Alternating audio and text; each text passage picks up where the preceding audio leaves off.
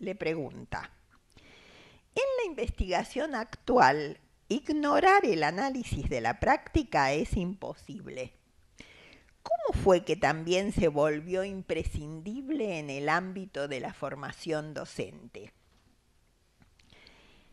Alte señala que en investigación ella distingue su perspectiva de otras perspectivas que existen acerca del análisis de la práctica y pone en primer plano la interacción entre enseñanza y aprendizaje. Textualmente dice: me pareció que si enfocábamos de entrada las interacciones, podíamos abarcar todas las variables.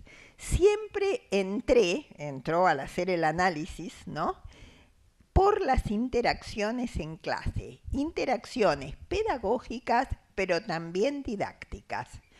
Por esta vía era posible reintroducir la cuestión didáctica.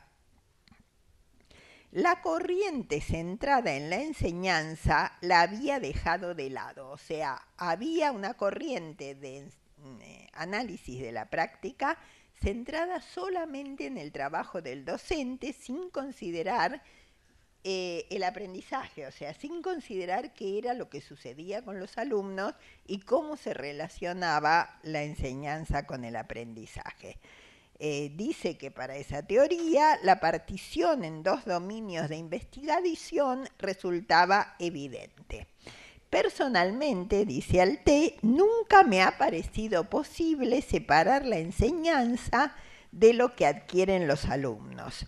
Siempre hablé de procesos interactivos entre enseñanza y aprendizaje y puse en acción un análisis plural, análisis que me ayuda a comprender la entrada por el alumno.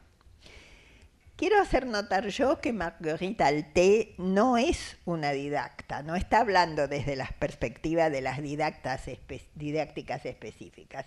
Es una investigadora del análisis de la práctica de los profesores en general y es una especialista en formación de profesores en general. Sin embargo, pone en primer plano del análisis las relaciones entre enseñante y aprendiz, entre el proceso de enseñanza y el proceso de aprendizaje. Para quienes sí nos colocamos desde la perspectiva de las didácticas específicas, por supuesto es también el análisis didáctico el que está en primer plano. Y esto no es exclusivo de quienes trabajamos en didáctica de la alfabetización, sino que es común a las diferentes didácticas específicas. Por eso quise traer aquí una cita de algo que dice en relación con esto Christian Orange, que es un investigador en didáctica de las ciencias naturales. Él señala, trabajando sobre el análisis didáctico de la práctica, que en primer lugar que hay una ruptura entre el análisis espontáneo que pueden hacer los docentes. Él está hablando del análisis de la práctica en formación continua, no en formación inicial, ¿sí? Pero es válido para formación inicial también lo que plantea. Hay una ruptura entre el análisis espontáneo que pueden hacer los docentes en formación y un análisis didáctico. Un análisis didáctico de las prácticas de enseñanza se centra en las relaciones entre estas prácticas y los aprendizajes de los alumnos. Es decir, que enfoca las situaciones de aprendizaje considerando qué actividad intelectual de los alumnos ha permitido o ha hecho posible. La actividad intelectual del alumno no es directamente observable, solo es accesible a través de sus producciones orales y escritas que dan pistas acerca de él y hacen posible interpretar aprendizajes potenciales. Quisiera que retuviéramos estas ideas para lo que nosotros estamos trabajando con las alumnas, porque el énfasis en considerar la dimensión aprendizaje de los alumnos y poder recoger producciones de los alumnos, entendiendo por ellas no solo producciones escritas, sino las interacciones producidas en la clase mientras está leyendo, mientras está escribiendo, va a ser fundamental porque es la pista, son el conjunto de pistas que contribuyen a que se pueda acceder a hipotetizar sobre los aprendizajes que probablemente los niños han podido hacer sobre la forma en que están interpretando lo que leen o que están conceptualizando la escritura y los problemas que se les están planteando en relación con la escritura. Finalmente, Orange, el mismo autor, señala: esta interpretación necesaria pero delicada de las producciones de los alumnos para acceder a los indicadores de aprendizaje, efectivo o potencial, depende estrechamente del marco de análisis y del tipo de saberes en juego. Es este último punto el que explica, al menos en parte, la existencia de didácticas disciplinares y hace problemática una didáctica general. Los primeros aprendizajes de la lectura no se interpretan con las mismas herramientas que el aprendizaje del concepto de nutrición o el aprendizaje de la notación, se refiere a la notación matemática. Es por eso que en nuestro trabajo es central que los docentes en formación construyan herramientas teóricas para interpretar los aprendizajes de la lectura y la escritura.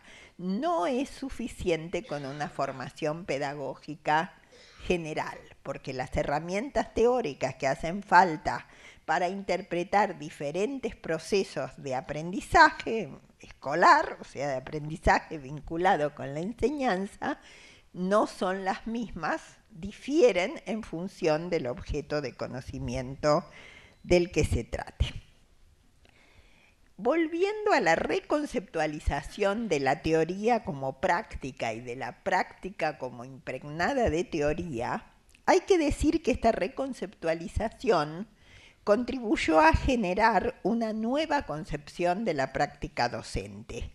Se puso en primer plano su complejidad y por consiguiente se comenzó a dejar de lado la visión del profesor como un simple ejecutor de conocimientos elaborados por otros y se planteó un desafío para la formación inicial. ¿Cuál es ese desafío? Nosotros entendemos que el desafío es sentar las bases para el desarrollo profesional constante de los docentes. Estoy subrayando esto porque lamentablemente la representación social que hay acerca del trabajo del profesor y que también lamentablemente algunos profesores comparten, es que enseñar es una tarea fácil para la cual no hace falta una gran formación, sino que es suficiente con lo que uno aprendió en la formación inicial. Si los médicos pensaran eso, habría muchos más muertos, ¿sí? En el caso de educación, no se nota tanto. Bueno, entonces, yo creo que ese es un desafío, pero fortísimo para la formación inicial. Que los alumnos tomen conciencia de que enseñar es una tarea de alta complejidad y que presenta constantemente problemas nuevos, ¿sí? Y que para poder enfrentar esos problemas y entender cómo resolverlos, es imprescindible disponer de herramientas teóricas y conocer los avances científicos que tienen que ver con esos objetos que son nuestros objetos de enseñanza y con la manera de presentarlos y las intervenciones posibles que un docente puede hacer para colaborar con el aprendizaje de sus alumnos. Otro tema es conseguir que la sociedad también se dé cuenta de eso. Y lo estoy diciendo porque creo que eso también es una tarea de todos. Porque uno de los problemas muy graves que tenemos, sobre todo en nuestros países, es la desvalorización del papel del docente en la opinión pública, y eso genera un círculo vicioso muy terrible, contra el cual creo que somos nosotros los únicos que podemos luchar y empezar a perfilar otra perspectiva. Según señalan unos autores que ahora voy a citar, un docente para organizar y gestionar situaciones de aprendizaje necesita ser capaz de construir solo o colectivamente proyectos en referencia a objetivos y a una ética. Necesita ser capaz de analizar sus prácticas y de autoformarse a lo largo de toda su vida profesional. Esos son los autores de uno de los números bien de hace varios años de estos autores citados por Lebas. Ahora voy a citar el artículo de Lebas.